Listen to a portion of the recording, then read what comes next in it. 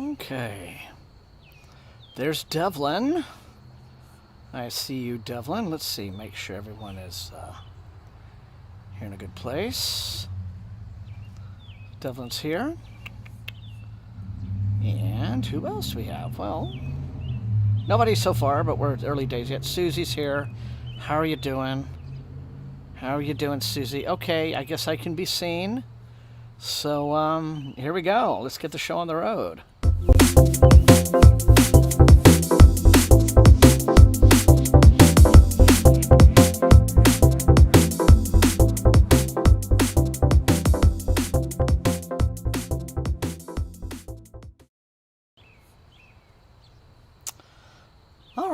Well, good evening, everybody, and welcome to another Thursday night hangout.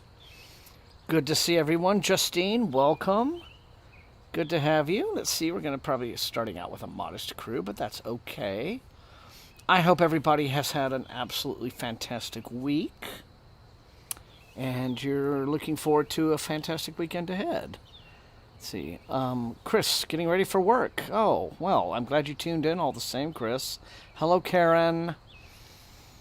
Okay, Karen's reading Grace of Kings tonight. Very good. Well, I hope you enjoy. My book for tonight, don't know why I had a hankering for this, but it's one of those, I'm very much in a mood reading space right now.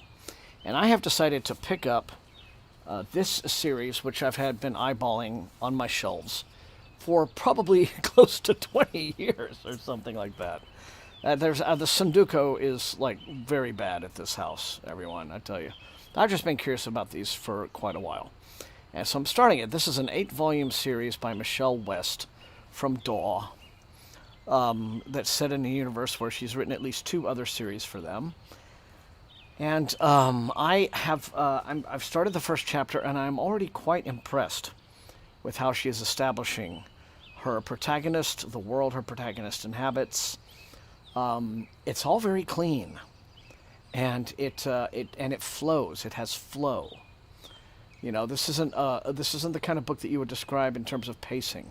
It has flow, at least so far.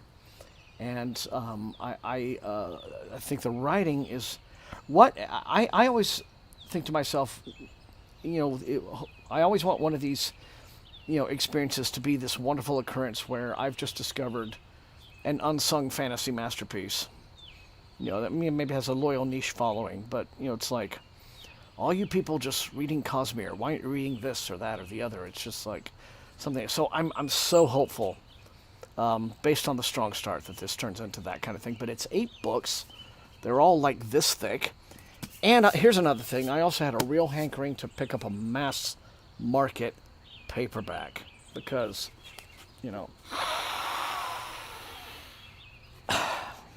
for one thing, and also I'm so going to miss these. The old ones will always be with us until they fall apart with time, but, so here I am, and I hope to enjoy this. But anyway, let's see who else is here. Devlin, making sure priorities are straight, refilling the bird feeders. Susie's reading Gate of the Feral Gods. Okay. Very cool. Not Slip is reading The Poet Empress. Be interested to hear what you say about that. I'm not sure. I mean, I guess it's kind of romantasy-ish, which is not really my wheelhouse, but I understand that it may be a little bit darker, so I'm going to see what you have to say. I'm very interested. Yeah, definitely. There's something about, especially when these things were brand new, and you can still have this experience in like hardcovers and trade paperbacks too, but the smell when a brand new mass market, I mean, this isn't really new, but the fresh paper, the pulp paper, and the glue, it's just, why can't they put that in aerosol cans, just mass market paperback aerosol spray from Glade or something. I tell you. So, yeah. This is, now, one of the things also that I did hear was that, back before DAW, when DAW was in the process of basically being sunset by Penguin Random House, and then they eventually moved to Astra House Publishing. But Penguin Random House was really trying to kill this age-old, venerable SFF imprint, right? They were cutting off just funding for nearly everything, and new acquisitions. They didn't have new acquisitions coming in.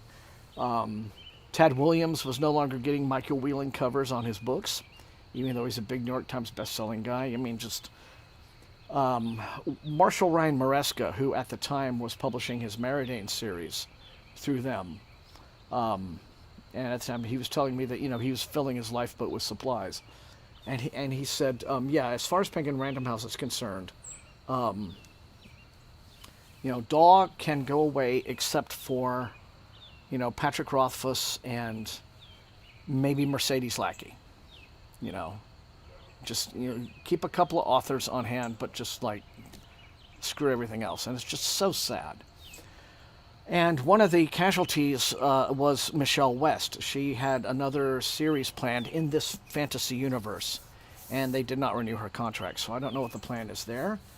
I'm hopeful that with Astra House now once again being very supportive of DAW, maybe she'll find a new home, or maybe she'll self-publish. Who knows? But anyway, so that's just more of me yammering. Darker, more fantasy than the romance part, says Not Slip, about Pretty Brutal.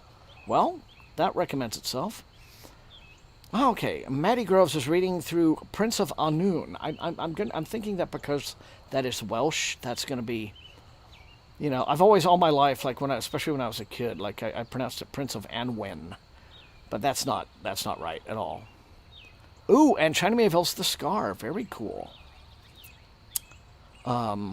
Devlin's 2/3 of the way through. On Sunday, she picked flowers. Cool. Very good. One chapter into Confessions by Kanai Minato. You guys just have such interesting tastes and reading habits, and I'm always fascinated to see what you guys are reading. Because sometimes you inspire me to pick up one thing more than another thing. So I'll let you know how this goes. But very happy. I'm in a feel-good place right now with this book, so I'm going to enjoy tonight's hangout. One more piece of interesting publishing news before I start the timer, and you will let a few more people kind of, slot in. If you're just showing up, hi, thanks for joining. Let us know in chat what you're reading tonight. Orbit, or just Hatchet Publishing, who owns Orbit, and then Orbit has the new Run For It imprint, which is their new horror imprint. They canceled a book just now, just this week. And it's a book called Shy Girl by an author named Mia Ballard, and it's one of those where it was a popular self-published title first. Orbit's done that a few times. Picked up self-published authors and giving them a home, right? Like Josiah Bancroft and some other folks. They dropped this book because of more and more and more allegations that the author that it's just full of generative AI. It's full of AI, apparently. I have not, I hadn't, an arc of it was available, which I didn't request. I try to get paper arcs from Orbit now because I can't use NetGalley's new format. But I had not gotten that one yet. But I've read some ARC reviews for it, and a lot of folks are just like, yeah, the writing is weirdly choppy. Chapters are 3 pages long. There's just something about it just seems off. So I guess, Hatchet and their team, did their research and made the judicious decision. Which I'm glad to see. But it just illustrates this tidal wave that publishers are facing now. With magazines, it's really bad. It's been bad for a long time with magazines. Clark's World, I know in particular, Neil Clark has constantly commented on social media that we are so inundated with AI slop. It's infuriating. But yeah, it's going to be aiming high, bigger and aiming higher, so got to watch for it. So anyway, hello Jackie. Good to have you. And And hello, RFM. Glad you're here. Well, guys, I am going to go ahead and start this timer. 45 minutes and counting for session 1.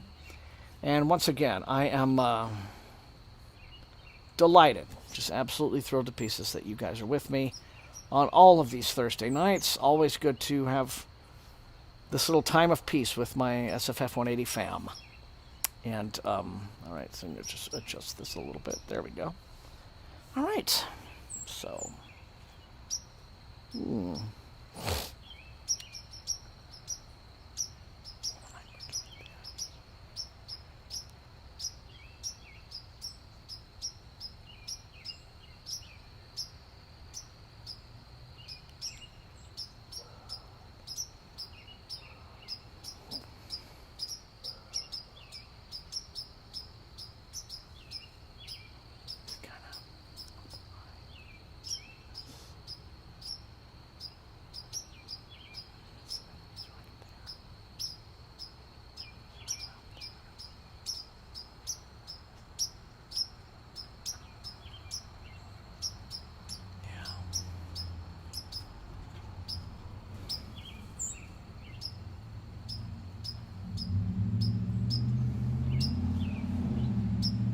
welcome, Karen.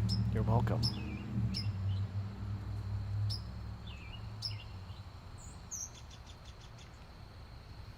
Yeah, can you see him? Can you see him hopping back and forth? He's just right there. She's very noisy. There she is. Yeah, see the leaves. She's right up there. Little bird friends. Yeah. Michelle West also, and I have not read these, but she also writes Romantasy under the name Michelle Sagara, S-A-G-A-R-A, and she has a whole series that started out way back in like the 2000s when Harlequin started up its Luna publishing imprint, and then that evolved into something else eventually. Luna got shut down, but a lot of those kinds of books are still coming out. Some of the authors, she's one of them. And I think like the first book was called Cast in Courtlight, or Cast in Shadow, something like that. But it's a whole series of books with the title is Cast in Something. So I don't know anything about those, but other than that, I do believe they're definitely romantasy, as opposed to this, which is, you know, good old epic fantasy, you know, high fantasy. So such thing as a sci-fi romantasy.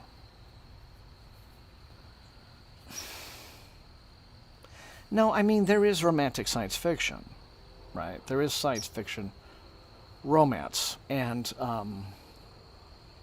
Luna, I think, made an attempt to publish some of that as well. Bantam Spectra published some. Of course, I think the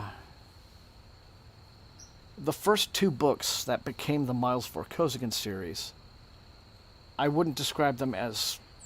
they're science fiction novels, they're space operas, but, you know, the romance between the 2 characters who, you know, eventually, Miles and... no, not Miles, just Aurel and Cordelia.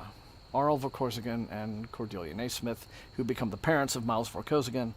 You know, their love story, marriage, romance is very much tied into this, you know, epic space opera. But yeah, there is science fiction romance of a type. Yeah, I just Bramble is publishing some, you know. Oh, Devlin, good. Yeah, I mean, it was fun, right? I wouldn't say that, you know, it doesn't strike me as anything timeless, but it was a fun, like, just, you know, bag of popcorn novel, right? I had a good time with that. I'm glad you had a good time with it. I'm really glad. So, cool. The fellow J-horror people. Kelswitch has arrived. You have not missed any trains yet, Kelswitch. So, but I'm happy to see you. So, Anyway, yep, there she is. She's very active tonight.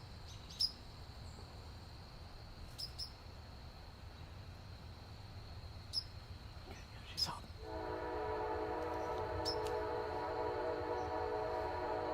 Yeah. The trains heard you were here, Killswitch. Yeah.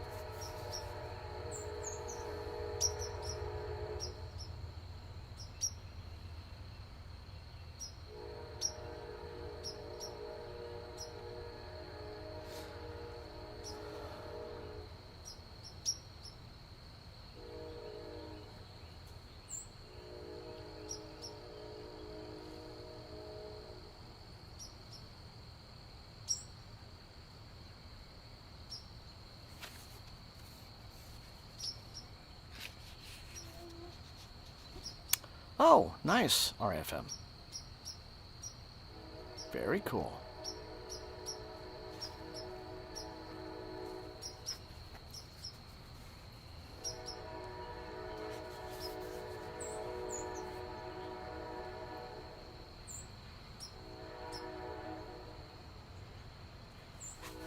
Oh no.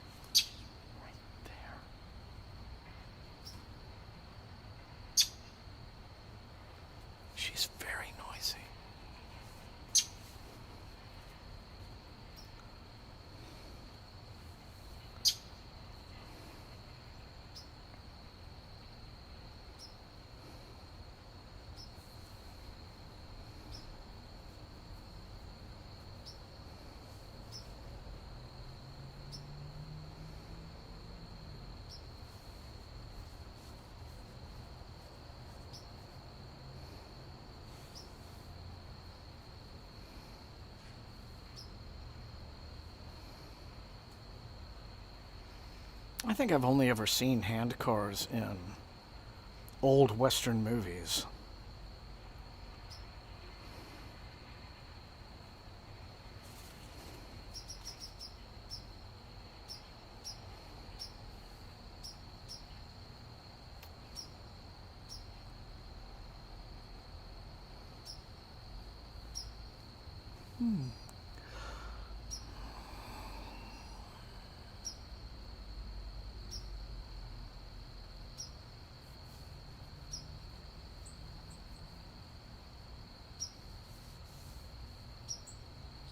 Yes, and Looney Tunes cartoons.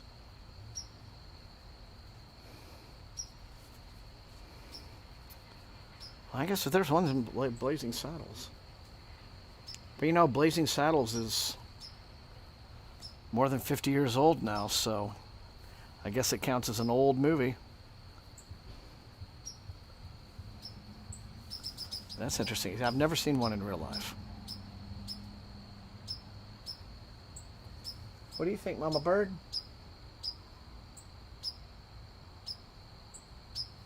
I'm just assuming she might be a Mama Bird. I don't know.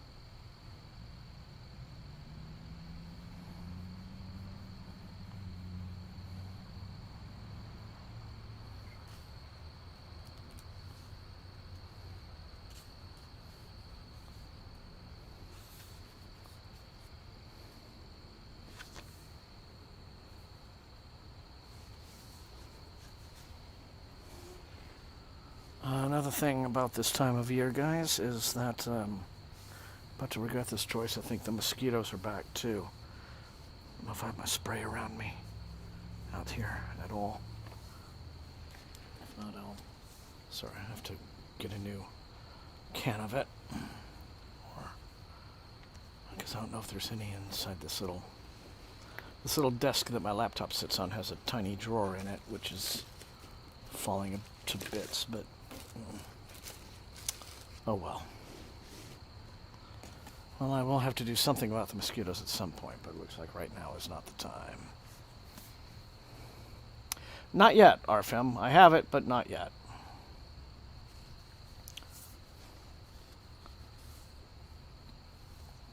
I know the second one of those is coming out at some point, maybe late this spring or early this summer.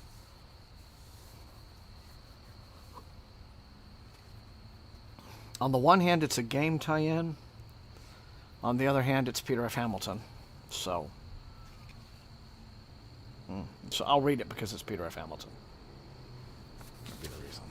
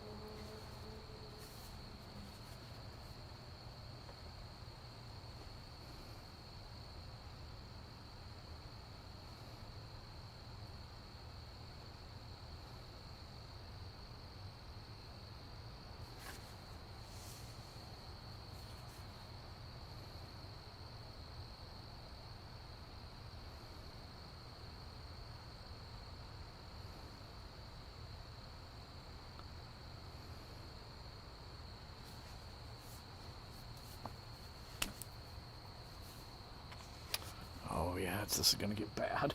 The mosquitoes. It is what it is.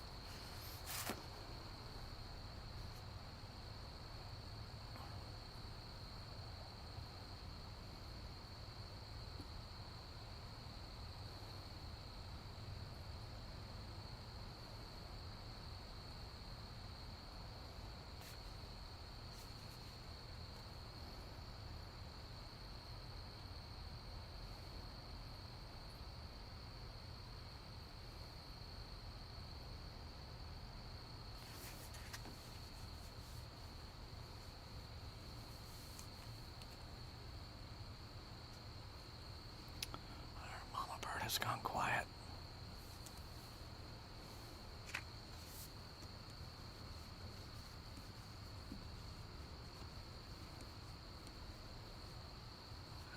Now it's just the crickets.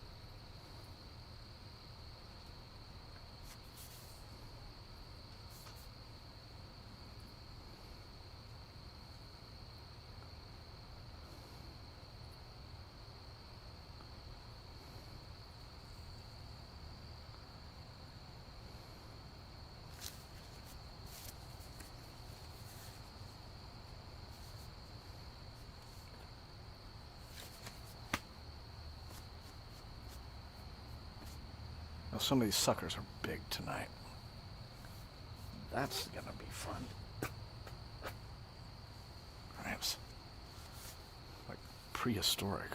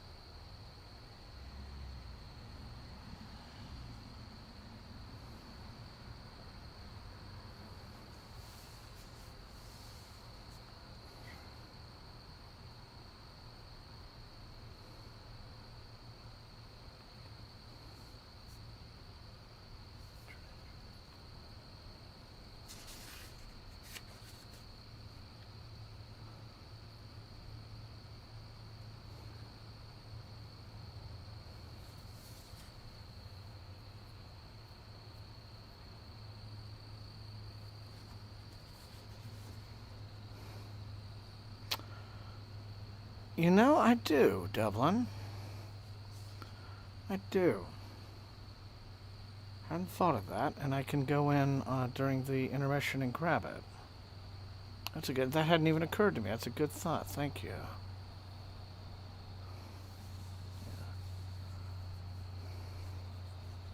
But then I will also make sure I run to Dollar General nearby later on and grab some. They have I think there's a natural type that doesn't use DEET, but it's pretty effective, and I've had it out here before.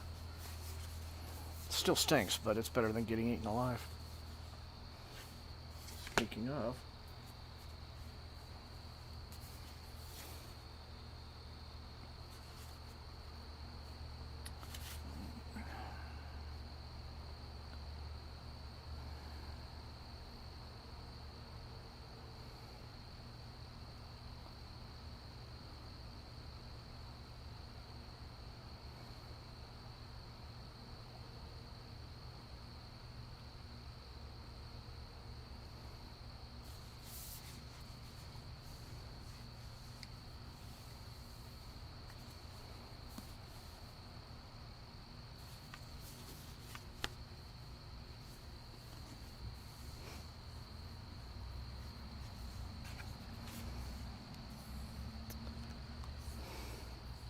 Anyway.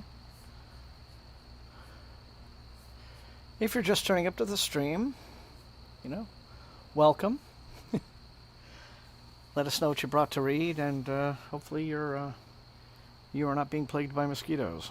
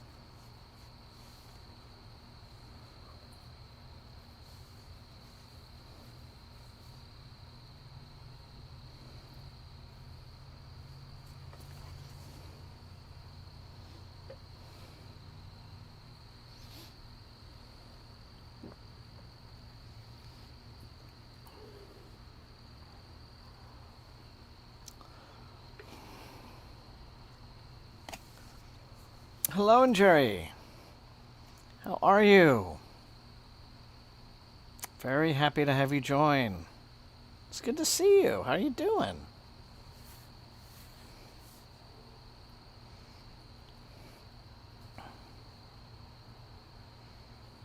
No, not Slip. I have not yet. That's another one that and it's still going, really. It's another one that I look at and I'm like, I know I would like this. I should just take the time. But not yet. Not yet. Maybe I'll get to that after these, although I have a feeling with, as many of these as there are and as big as they are, this could be an all-year project, but that's okay. Well, it's good to hear, Onyx. Good to hear. Alex, oh! I'm doing all right. I'm doing all right, Jerry. This is actually, by the way, been a much calmer week than usual. Holly's off on a trip with a friend, so they're down actually in New Orleans for St. Patrick's Day. And I'm here with the dogs. And if that sounds crazy and like an absolute zoo, it is, but I kind of prefer it, really. I'm happy flying solo with these guys. It is actually calmer than it can be with another human's, energy present. But yeah. All right. I am not caught up with Karen Lord. I read years ago Best of All Possible Worlds, but I am not caught up with the Galaxy game, or the one that has more recent than that. Title isn't coming to me, but yeah, I want to. How many dogs? Right now, all the fosters together plus the house dogs.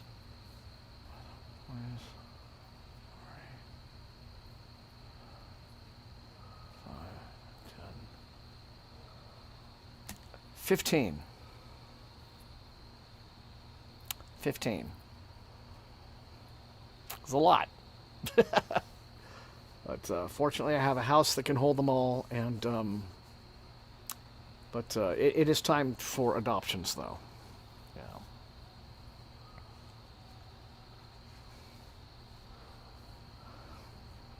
That's great. Well, I have a lot of admiration for Karen Lord, so I do want to read, get caught up and read more of her work for sure. Yeah, it just sort of happened, Devlin.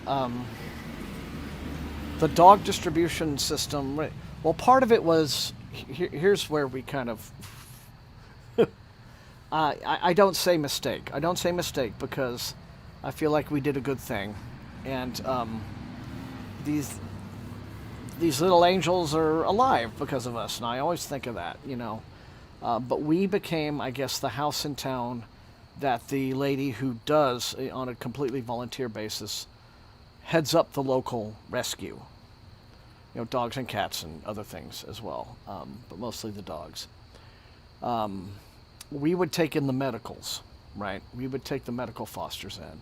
And we started just with one dog, and she got healed up pretty quickly. That would be Freya. I think I've told you about Freya.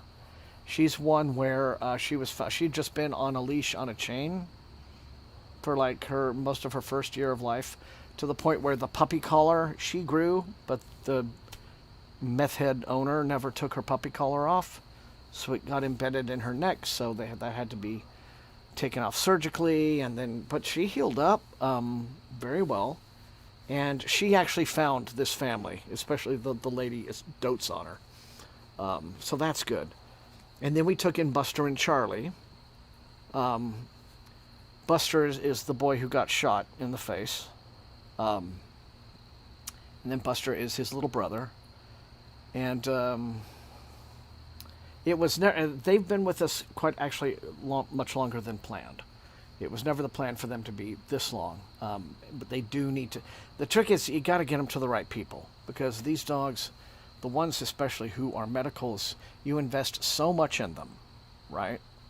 Not just money, not just money or sweat equity, but just the emotional investment in them, to see how Buster has, you would never know what happened to him now, but he had to come out of a very traumatic experience, and especially if it hadn't been for Holly literally hand feeding him soft food for 3 months, his mouth might not have healed properly, even with the surgery which he got. But so he's great now. But you do all this work to bring a dog back from the brink, and you don't just want to give it to adopt him to anybody, right?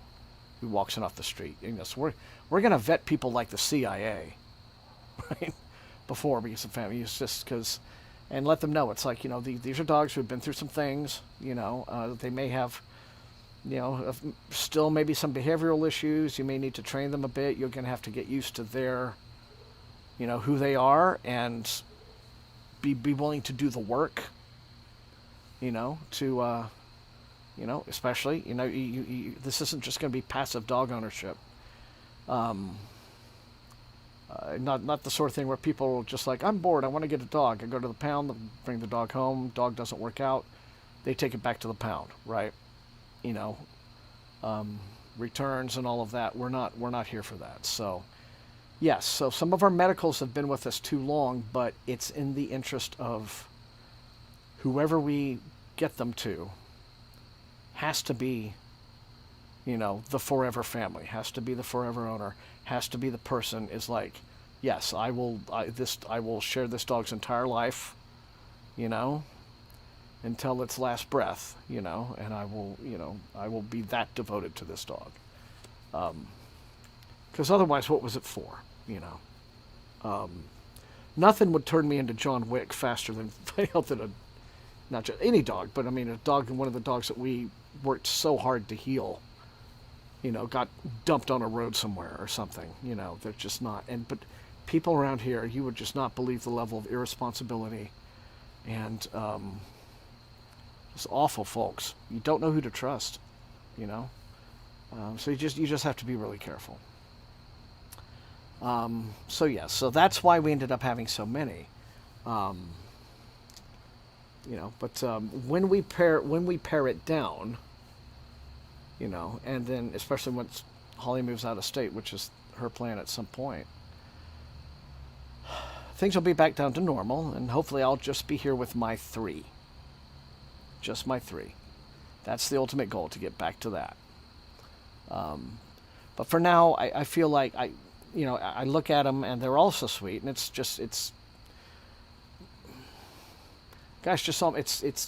sometimes just, absolutely heart-wrenching how much they love you, right? They're just, always happy to see you, always wagging their tails. There's never any judgment from a dog, right? And I like to kind of think that, they know and they recognize what we did for them. Orson, who was pulled out of the 30-foot well,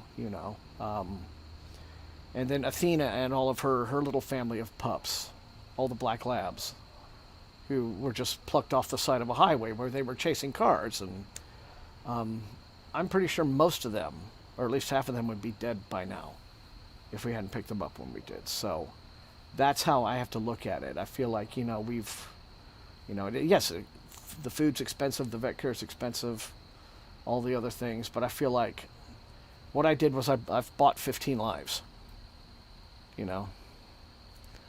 and in a world where I guess there's no shortage of people willing to spend lots of money to take lives, especially right now, I feel like saving them is, that matters. So, not to get all, maudlin with you guys, but that is kind of how I feel with it. And they're pretty chill. They actually are, But, yeah. Yes, Devlin, that's the thing, I mean, it's like they're so confused. They don't know what's happening to them. I think of what must go through a dog's mind when it's dumped on a highway, Oh, okay, well, I'll just wait here until you come back. They don't know, yeah. Exactly. But, so anyway, but there's that. That's the big dog talk again. Because it is a big part of my life right now. But yeah. See, otherwise, well, thank you all for listening to that. I'm gonna get back to the book now while we still have. See, we've got first session about 9 minutes left, so I'm gonna try to knock out this part of this chapter here.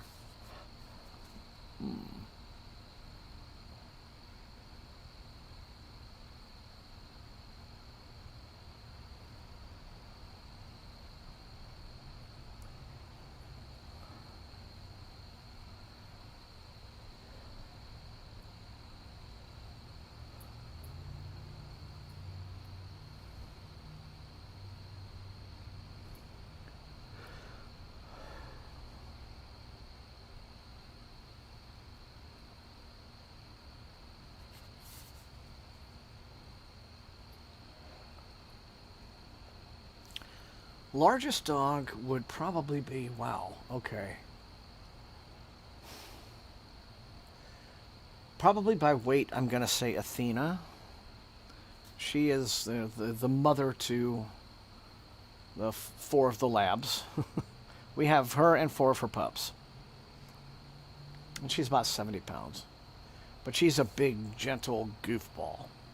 She's the most chill of all the dogs. Smallest dog would be Holly's Yorkie.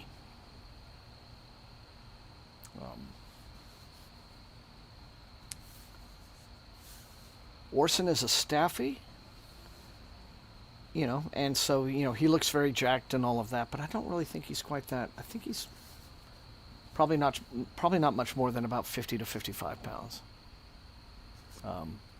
And he is just a giant goofball as well. He is a big hug bug. Sweet, sweet boy.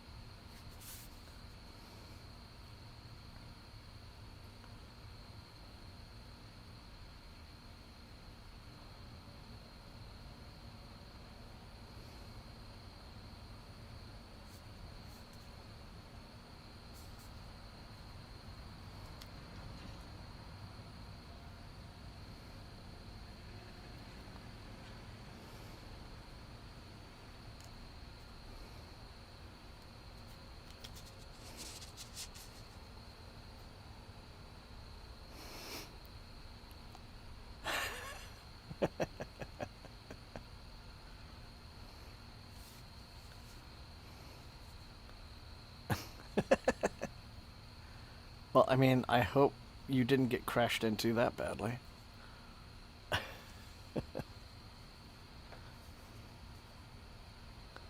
Oh, I'm sure he felt very clever.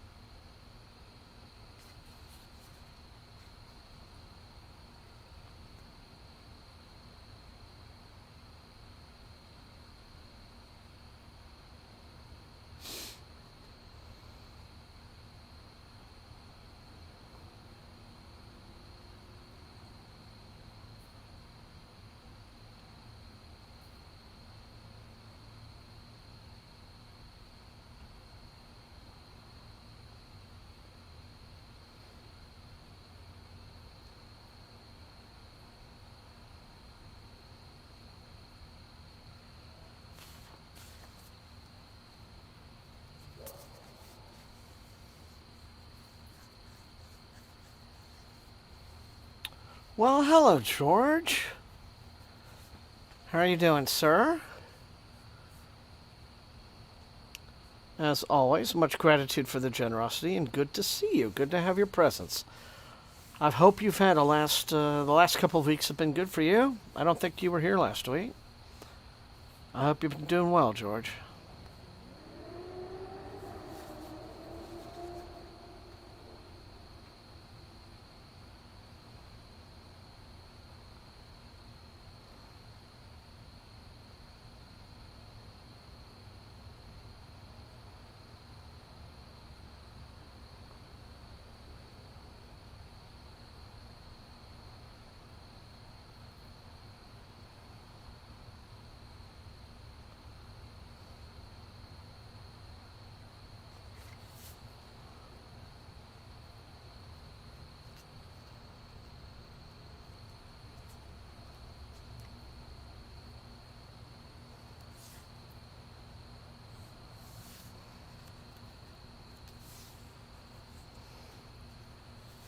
Yuck. Well, that's no fun. Being sick is no fun at all. So.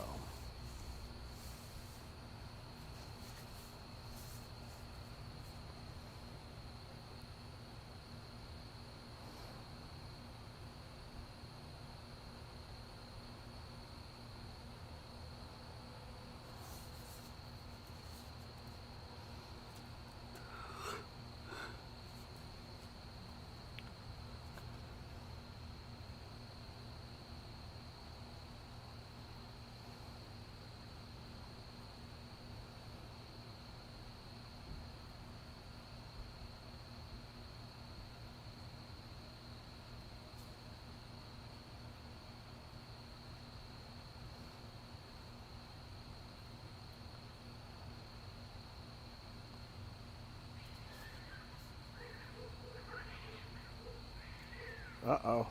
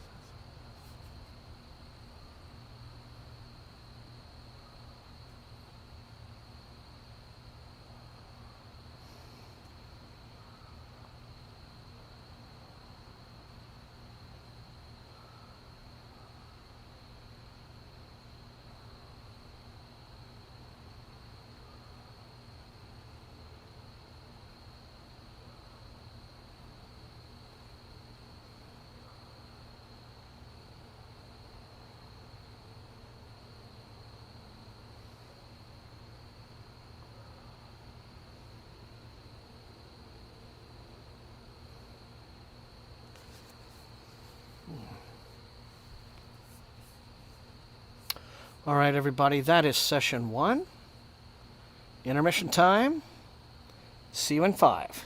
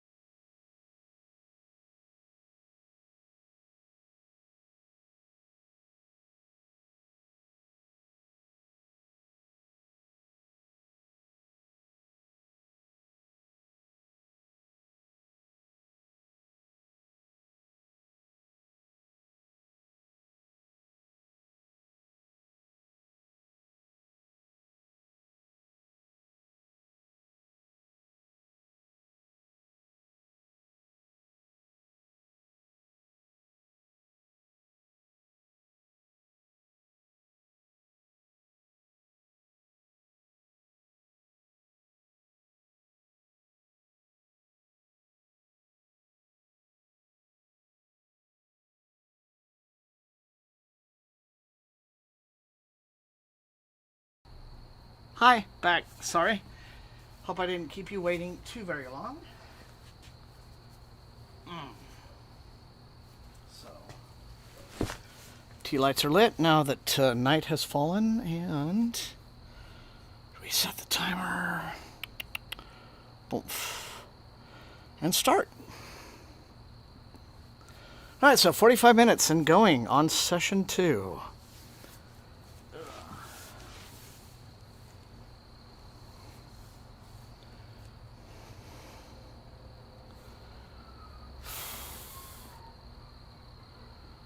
Oh, somebody's in there crying.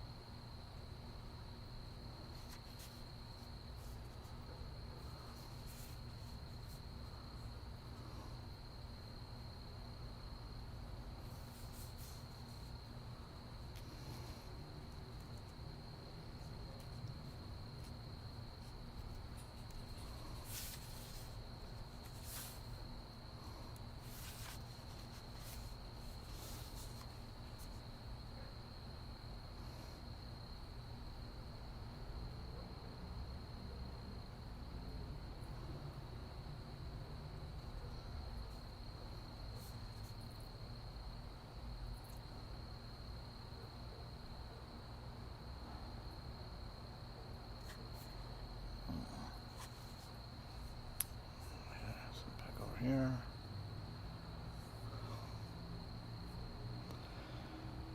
So if you are just joining on the stream, now we're in second session, 45 minutes. Let us know in chat what you brought to read.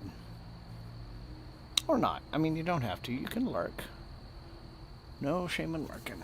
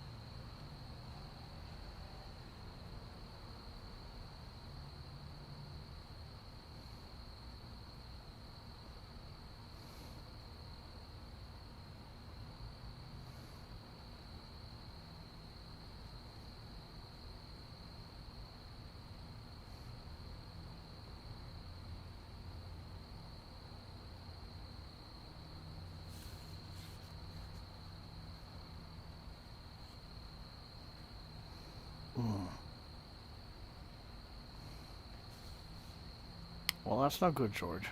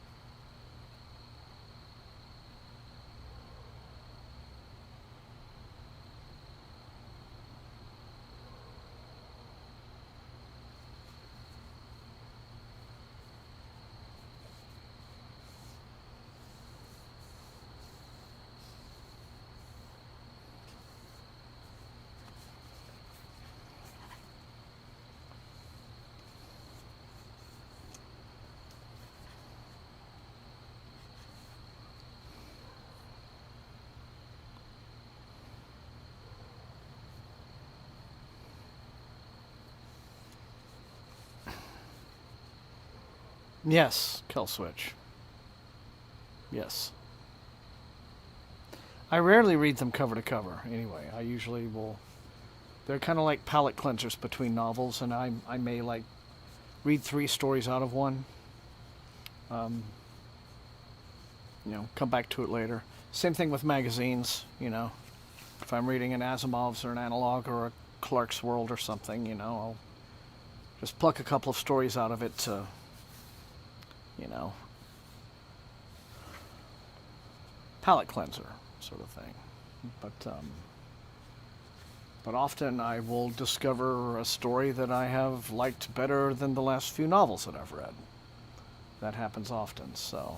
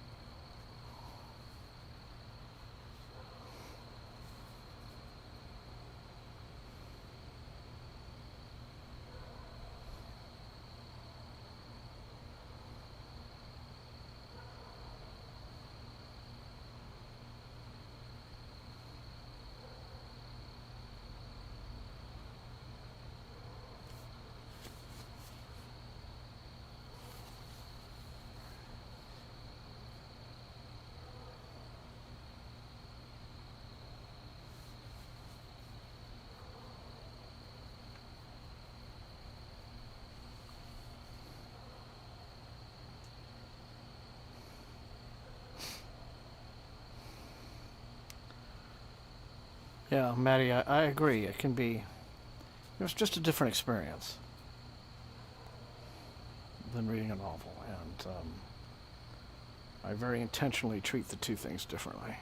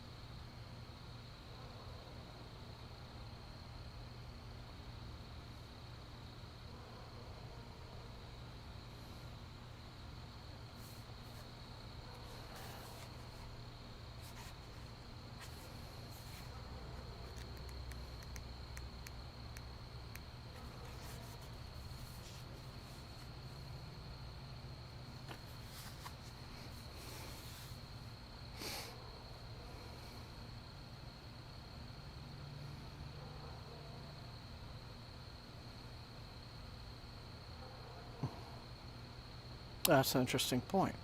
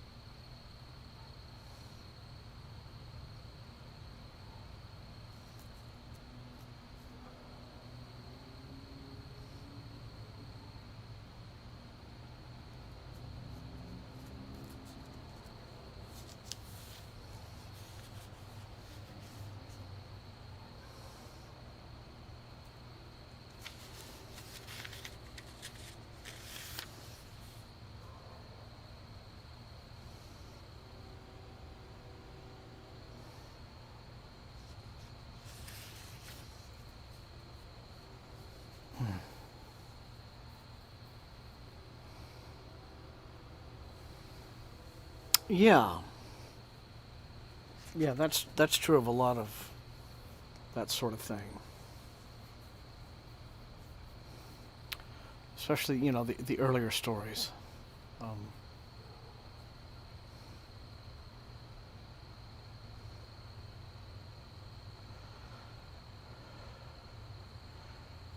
it's rare enough when somebody excels at the short form. I think that they treat putting together a collection of their short fiction, with a great deal of intention, right? Like they really take the time to structure it so as to avoid that sense of, oh, well, I'll just grab a bunch of short stories and put them in one cover for you. There is there's a sense of balancing different kinds of stories against each other, and making the reading experience flow. Somebody who does that, I think, well, would be Ted Chiang. Kelly Link also. Those are very rare cases of writers who have built their reputation just on short fiction. I can't think of anyone in speculative fiction, actually, who's been more successful at that. Just making your name in short fiction and through collections than Ted Chiang. But yeah, but of course, you take a lot of the older collections and things like that, and it's just sometimes they can be organized by theme,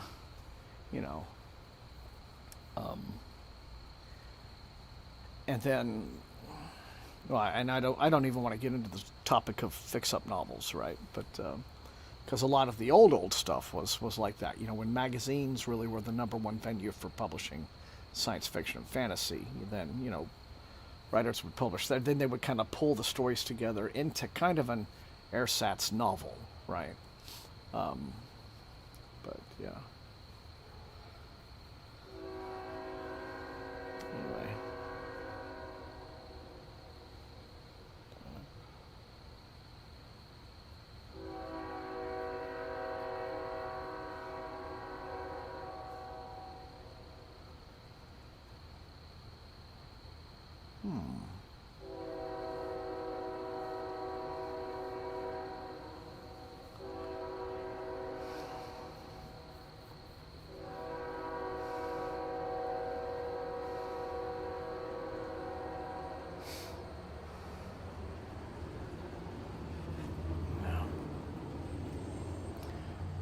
I think so, Killswitch.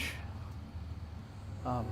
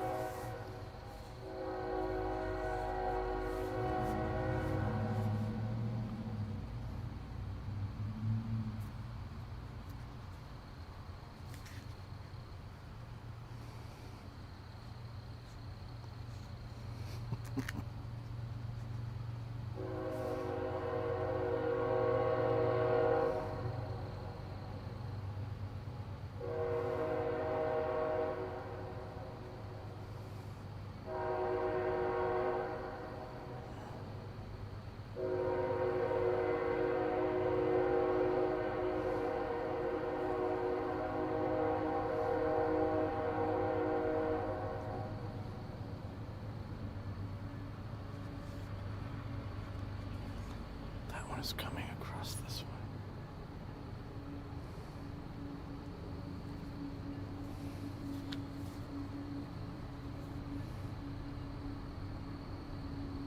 I don't know how much stereo separation is coming across on the stream from my mic, but on a clear night like tonight, you can just by virtue of the sound tell exactly where the train's which way the train is going. It's either going this way or the other way, Because we have multiple tracks, and many of them make a big ring around the town.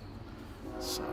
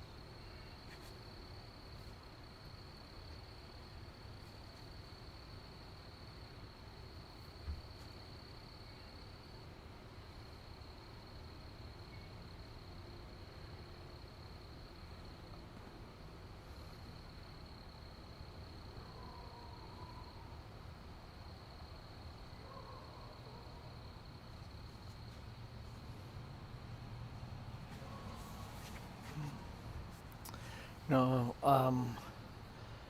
something also to remember about Charles Dickens. Yes, he did, and most of his stuff was serialized, and he published himself. He was an early self-publisher. The magazines that published his stories were magazines that he owned and ran, and so yes, so he disseminated his own work, and that's why so many of his books are 850 pages long, right? Because he would just serialize a story over the course of a few years, keep his readers on the hook, in proper fashion. And so, yeah.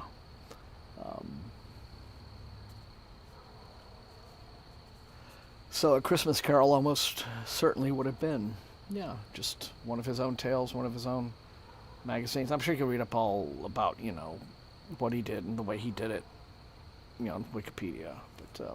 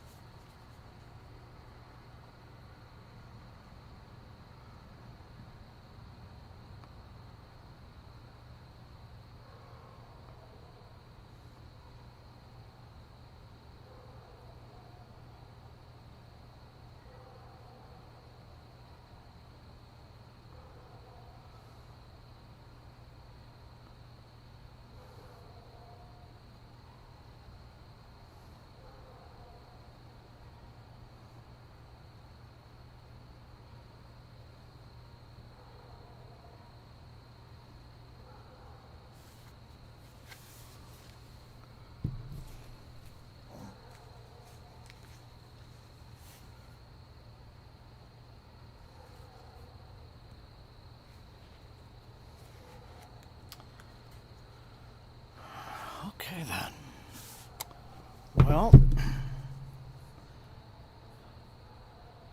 everyone, that's it. That's 45 more minutes. So, as always, I want to thank you for being with me on another Thursday night, another quiet Thursday night. I really value these times, as I always say. So I hope all of you have a good weekend ahead. George, I hope you get to feeling better. But I hope all of you are healthy and safe and, doing well, all considering the state of the world. Just look after yourselves, look after the people close to you. And it's been great to be with you, all right? So until I see all of you next time, as I always say, stay safe, stay healthy, and happy reading. Good night. Love you guys. Take care, fam. See you next time.